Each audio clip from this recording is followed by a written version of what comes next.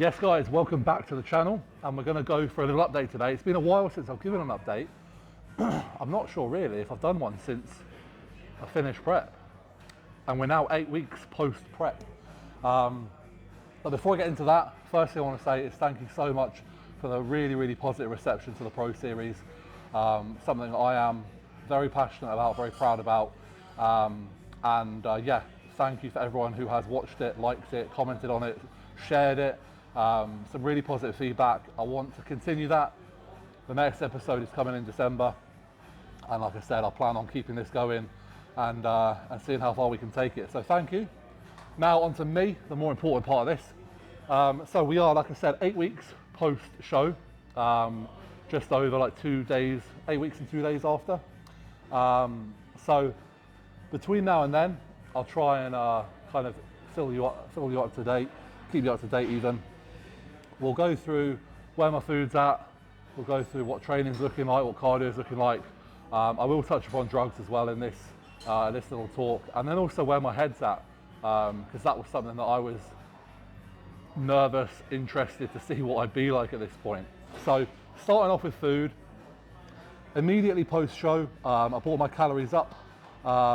Nothing crazy because I wanted to, maintain composition.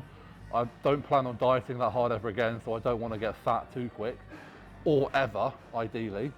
So post show, just as a comparison, training day calories were 3,730-ish. Non-training days were 3,500. And then as of this week, my training day calories are 4,600 and non-training day 4,400. And where food is right now is in a really good place. It feels, hunger is great. I'm hungry, but I'm not starving. I'm really enjoying every single meal. And just all in all, I can't really kind of, there's nothing that I feel like I'm missing.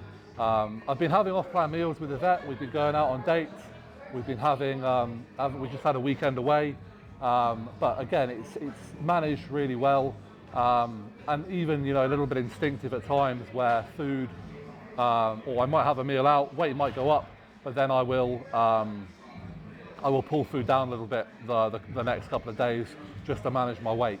So my weight has been trending up very gradually. It was sort of hanging around the mid 303, 304.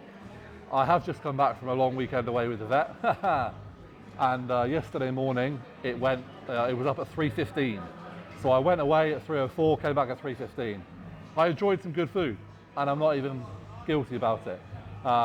We might put a little visual update at the end of this update for you guys. You'll see I'm not looking in bad shape, but I also don't want to take the piss, so I'm being sensible. There won't be any off plans this week just because of the way things fall. I'm not eating shit for the sake of eating shit. I'm very much doing it to enjoy the whole experience, the social aspect, and the relaxing with the vet, really. So that's food. Training, I'm pretty sure I have touched upon this in one of my videos, but it stays exactly the same.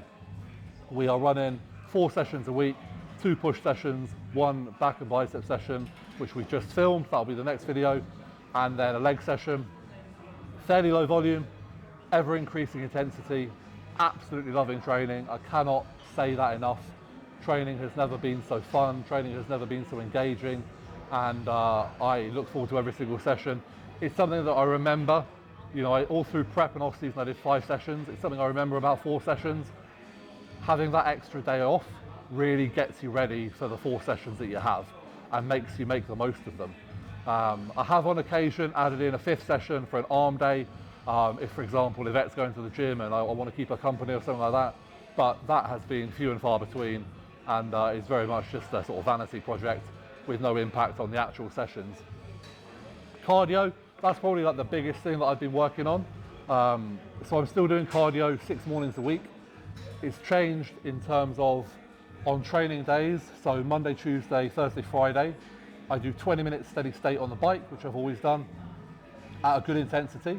And then I've been getting on the rower after that, and I've been building up my distance. So I didn't know, I had no experience on the rower, so when I finished prep and I first got on the rower, which was my post-prep present to myself, what a sadistic bastard I am, I thought, I'll do 10 minutes on the rower.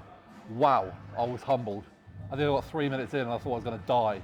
So I then decided to look at distance and set myself targets there. So initially I was doing like 750 meters. As of this morning, I'm up to 1,100 meters, and I'm basically looking at doing that under 4 minutes.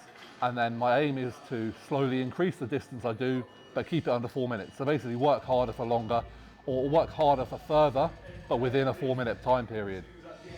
I will do a video on my cardio and how that's looking, and you'll see that after that 4 minutes of rowing at 1,100 meters, I'm feeling it. And I like it. It's a challenge. At the end of the day, cardio, the way I want to do it, needs to be taxing. I need to be anxious for it in the same way I'm training. So they're 4 sessions a week. Then the other 2, which fall on a Wednesday and a Saturday, 2 of my rest days. Sunday I have completely off. I do HIIT cardio on the bike. So credit to another coach called Aaron Davis for this one. He gave me a really good protocol, which he designed for kind of bigger guys to be able to increase their sort of engine, so to speak. So the cardio on the bike, I do a little bit of a warm up, and then I do 8 intervals of 30 seconds, but it's not 30 seconds all out sprint. It's 15 seconds of moderate. I go fairly hard there, then 10 seconds harder, and then 5 seconds balls to the wall. And I find it really engaging because it's not overwhelming. I could do it, but I know about it. And again, I've built up from doing 6 repetitions there to 8 repetitions. And I'm definitely getting fitter. Again, I've just been away for a weekend with the vet in the Peak District. We walked a lot and I had no issues. I know that sounds pretty standard, like you shouldn't really have issues walking and breathing, but you know, being 300 plus pounds, and certainly from what I have experienced in the past, you know, I've been blowing out my arse. So I felt really good there. So yeah, that covers nutrition, that covers training, that covers cardio. The drug side of things, I've just been slowly bringing things down post-prep.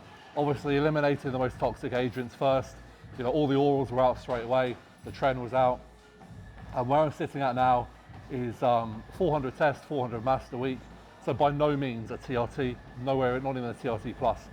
But that was never my intention. My intention on the PED side of things is to bring things down so that I can feel good, look good, and then manage my blood work accordingly.